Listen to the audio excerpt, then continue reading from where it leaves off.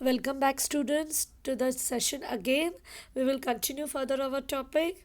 We have seen the biodiversity. Why? What is the reason for the biodiversity? Is the availability of natural resources in that region, and then again, if these resources are, whether these resources are, used properly or economically or not, depends on the progress in science and technology of that particular region. Also, the history and cultural organization of that place affects the life of the people. Okay, then think about it. We are still on page number 36. Why are the hot deserts mainly located along the western side of the continents? Why are people in the hot deserts engaged mostly in animal rearing? Why do people in hot deserts live a nomadic life? And why are carnivorous animals found in the grasslands? Again, we have finished with all these topics in the table form. You can have a deep reading, understand, and search the answers to these questions. Again, this will be a homework for you. Always remember, not only human life but the entire living world on the earth depends on the available natural resources. So, this is a very important point. You have to remember that not only we, not only human beings, but the entire living world on the earth. Entire living world means what? Plants, animals, and human beings. Whatever, the whole entire living world on the earth depends on the available resources. So what are the natural resources available in that area? The human life, the entire living life, that is plant and animal life, will depend on it, on the available natural resources. Hence, while utilizing these resources, we must think of all the living organisms. So since we are human beings and we are using those resources, so we should not only think of ourselves while using those resources, but we should also think that these resources are needed by plant life and by also animals. Okay, so all the living things are dependent on these resources, so we should utilize those resources, keeping in mind that all everyone need those resources. The concept the earth is one single family will become a reality only if we do that. So the concept what we has been designed, that the earth is the one single family taking care of the whole living life, yes or no? So if we consider that earth is the only one single family who has to take care of all the living world on the earth, then only it will become a reality. If we keep in mind and utilize these natural resources, then only we can do that, and we can keep that title in future also, in continuation, that the earth is the one single family who is taking care of the whole living world on the earth. Fine.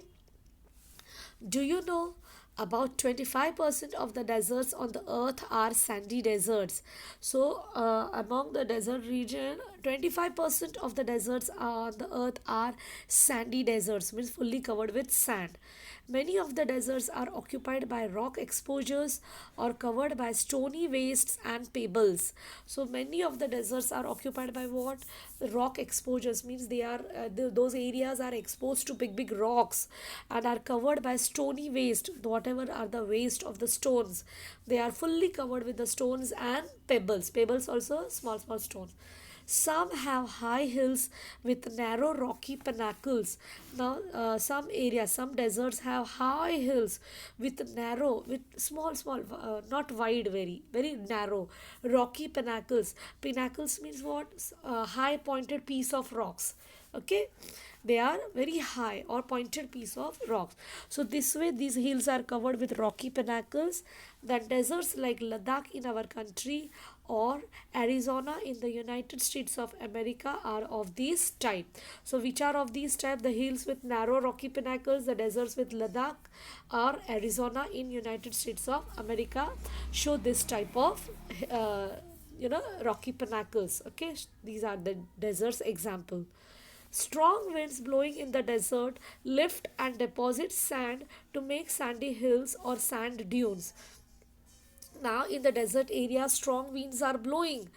So these strong winds blowing in the desert, they carry with them the sand, okay, and they lift the sand and deposit sand to some areas. So there what is formed? Sandy hills, where these sands are carried by the wind, and when they are deposited and some on land, then there what is formed? Sandy hills or sand dunes.